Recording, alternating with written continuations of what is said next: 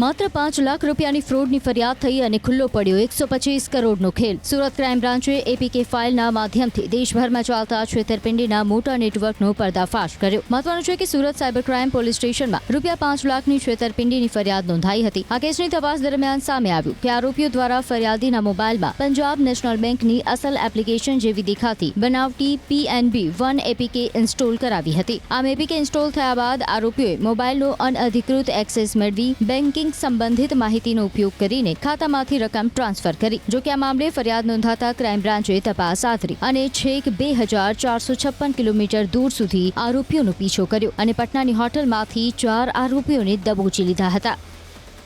APK file અનુસંધાને એક complain 1930 પર સાયબર ક્રાઇમ પોલીસ સ્ટેશનને મળી હતી અને એ કમ્પ્લેન મે મહિનામાં જે કમ્પ્લેન મળી હતી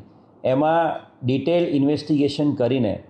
સુરત શહેરની સાયબર ક્રાઇમના ડીસીપી વિશાખા જૈન અને એમના માર્ગદર્શન હેઠળ તમામ અધિકારીઓએ થરો ઇન્વેસ્ટિગેશન ટેકનિકલ ઇન્વેસ્ટિગેશન કરેલું હતું ને એના આધારે ઉત્તર પ્રદેશથી આ એપીકે ફાઇલનો મેઇન માસ્ટરમાઇન્ડ ડેવલપર રોહિત શાક્યા એને ગયા મહિને પકડી પાડવામાં આવ્યો હતો। રોહિત શાક્યાના થરો ઇન્ટ્રોગેશનમાં અમને ખબર પડી હતી કે રોહિત શાક્યાએ અલગ અલગ 100થી વધુ એપીકે ફાઇલ ડેવલપ કરી આપેલી છે અને એની ડેવલપ કરેલી ફાઇલોના આધારે 64 થી 65 કરોડ રૂપિયાનું સાયબર ફ્રોડ સમગ્ર દેશમાં થયેલું હતું। આ રોહિત શાક્યાની ધરપકડથી અટકી ના જતા રોહિત શાક્યાના લેપટોપ એના મોબાઈલ એનું થરો ઇન્વેસ્ટિગેશન કરવામાં આવ્યું હતું। તમામ ઇન્વેસ્ટિગેશનમાં તમામ સાયબર ક્રાઇમના ઉચ્ચ અધિકારીઓ જોડાયા હતા અને રોહિત શાક્યાના પ્રોપર રિમાન્ડ મેળવી એના ઇન્ટ્રોગેશન અને સાથે સાથે એના મળેલા લેપટોપ અને મોબાઈલના થરો ઇન્વેસ્ટિગેશન એના આધારે એક આખી ગેંગ જે મુખ્યત્વે જામતારાથી ઓપરેટ કરે છે એ ગેંગ સુધી પહોંચવામાં સાયબર ક્રાઇમ સેલને મોટી સફળતા મળી છે। સાયબર ક્રાઇમની અલગ અલગ ટીમોએ કુલ મળીને 2,500 કિલોમીટર જેટલી જર્ની કરી, સમગ્ર દેશના અલગ અલગ રાજ્યોમાં ટીમો મોકલી અને અંતે બિહાર પટના ખાતેથી આ જામતારા ગેંગના 4 વધુ સભ્યોને પકડી પાડેલા છે। ખૂબ મોટી સફળતા સાયબર ક્રાઇમ સેલને મળેલી છે। આ જે આરોપીઓ જે પકડાયા છે એ જહરુલ અંસારી, રાજન કુમાર, આદિત્ય રાજ અને સમીર ઉર્ફે શક્તિમાન છે। જહરુલ અંસારી ઉર્ફે ચાંદ એ આ તમામ એપીકે ફાઇલનો જે જામતારાથી આખી ઓપરેટ કરે છે આખા દેશમાં એનો માસ્ટર માઇન્ડ છે।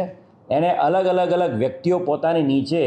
રાખેલા છે એના ગેંગના સભ્યો તરીકે અને જહરુલ અંસારીએ આજ સુધીમાં જહરુલ અંસારી ઉર્ફે ચાંદ જે જામતારા ઝારખંડનો છે એણે આજ સુધીમાં કુલ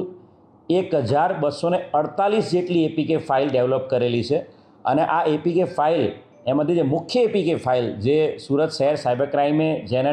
જેની અંદર ઇન્વેસ્ટિગેશન કરીને આખું આ ડિટેક્શન કર્યું છે જે PNB 1 એપીકે ફાઇલ, આ એપીકે ફાઇલ જે આપણા આરોપી રોહિત શાક્યાએ બનાવી આપી હતી એ પણ ચાંદના કહેવાથી જ બનેલી હતી અને એ PNB 1 એપીકે ફાઇલનો ઉપયોગ પણ ચાંદ ઉર્ફે જહરુલ અંસારીએ કર્યો હતો। આરોપી જે